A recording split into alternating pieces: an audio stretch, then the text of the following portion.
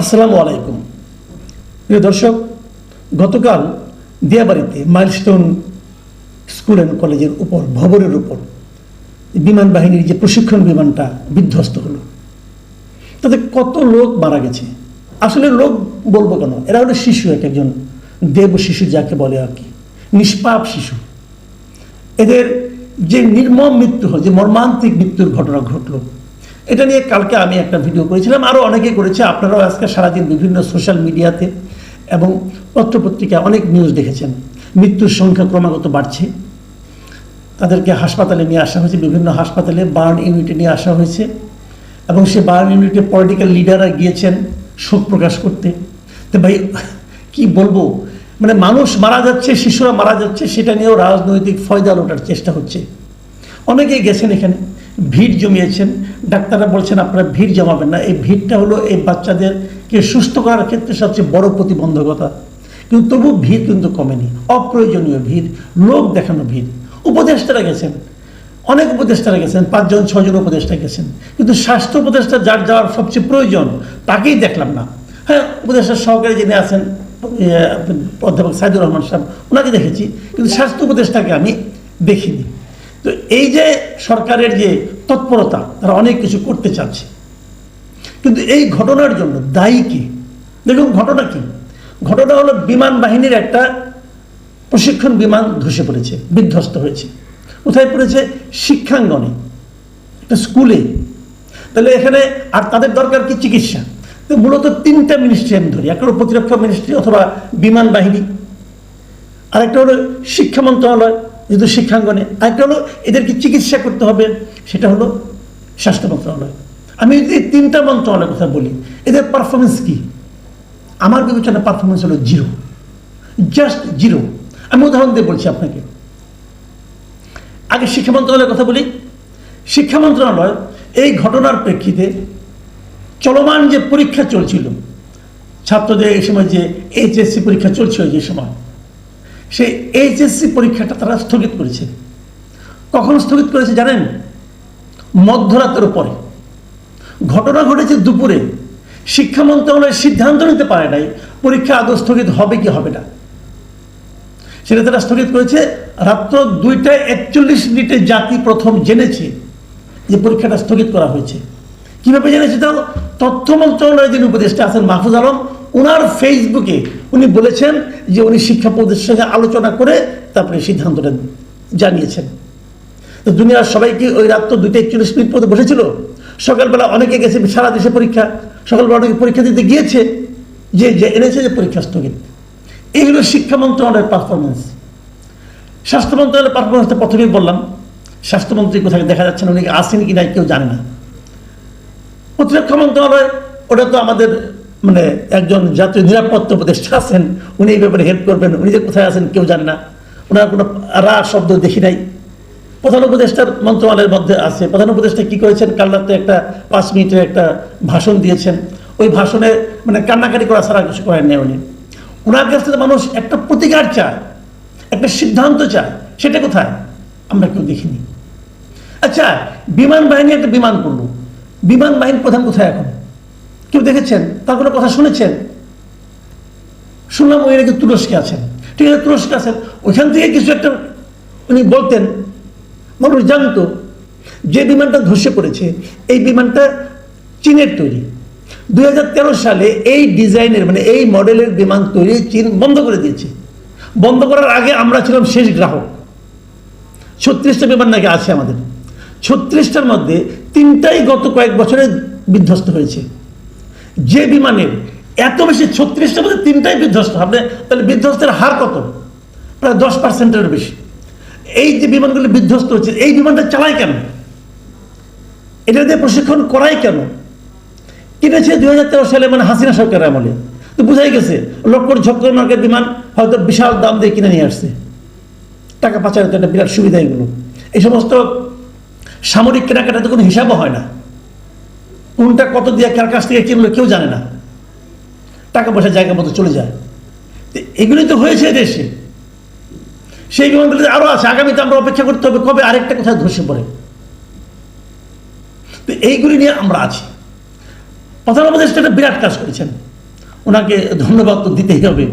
উনি করেছেন কি, আমরা যেটা দেখলাম যে হঠাৎ করে ওনার যে ফেসবুক ভেরিফাইড ফেসবুক পেজ আছে, চিফ অ্যাডভাইজার যে জিওবি, সেই ভেরিফাইড ফেসবুকে দেখলাম যে উনি একটা আবেদন জানিয়েছেন। কি লিখেছেন আমি আপনাদেরকে ওটা পড়ে শোনাই। উনি লিখেছেন, মাইলস্টোন স্কুল অ্যান্ড কলেজে প্রশিক্ষণ বিমান বিধ্বস্ত হয়ে ক্ষতিগ্রস্তদের জন্য যারা অর্থ সাহায্য করতে চান তারা উপরোক্ত ত্রাণ কল্যাণ তহবিলের উল্লেখিত নম্বরে তা জমা দিতে পারেন।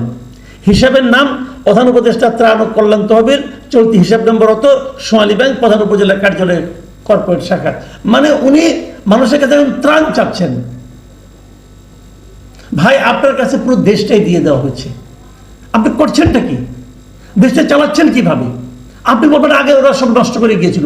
ভাই, আপনার হাতে পড়েছে তাও তো 1 বছর হয়ে গেল। এই 1 বছর আপনি কি করলেন? প্রতিরক্ষা মন্ত্রণালয় আপনার নিজস্ব মন্ত্রণালয়, কি করেছেন আপনি? আপনাকে কিছু বলা যাবে না? কেন বলা যাবে না? জনগণের অর্থের যে তসরুপটা হয়েছে আপনি বিচার করেন, এটা তদন্ত করেন, দেখেন কেন কি হচ্ছে। কোনো আলোচনা নাই। আজকে দুজন উপদেষ্টা এবং আমাদের মহামান্য প্রধান উপদেষ্টার মাননীয় প্রেস সেক্রেটারি তারা গিয়েছিলেন সে মাইলস্টোন কলেজে, যে ওনারা কি কি করবেন না করবেন এগুলো বলেছেন। ফল কি হয়েছে? ছাত্রদের ধাওয়া খেয়ে আরেকটা ভবনে যে লুকিয়েছেন, বেরোতে পারছিলেন না অনেক সময়, দীর্ঘ সময়। কেন?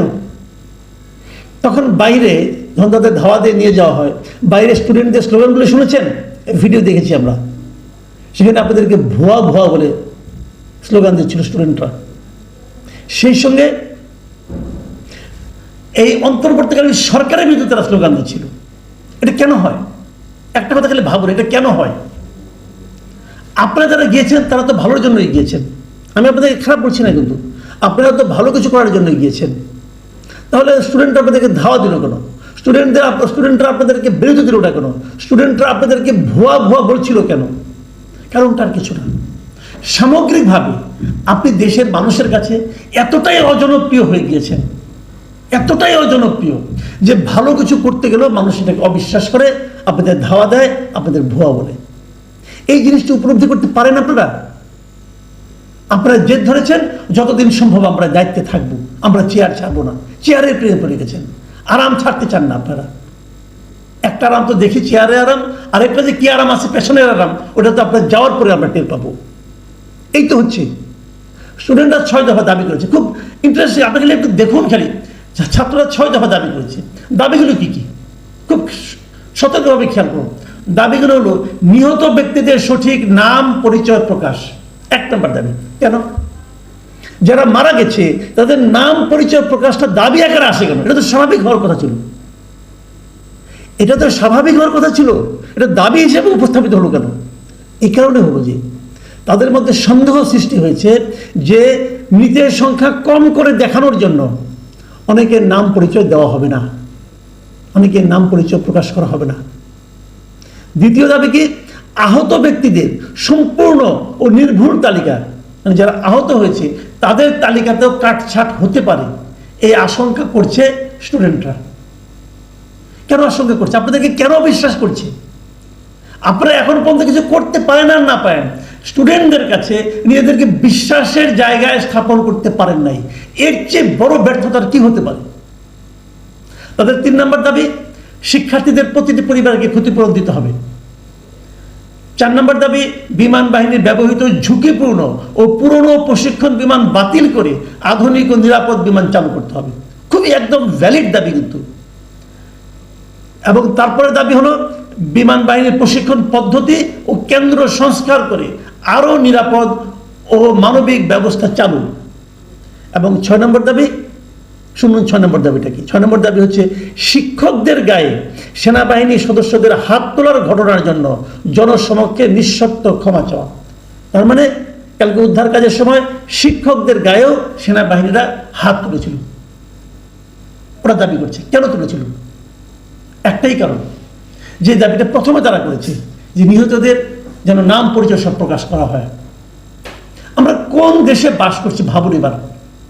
সরকারকে জনগণ, এমনকি সাধারণ একটা স্কুল কলেজের ছাত্ররা তারা বিশ্বাস করে না। এর চেয়ে বড় অপমান এবং এর চেয়ে বড় ব্যর্থতা একটা সরকারের আর কি হতে পারে?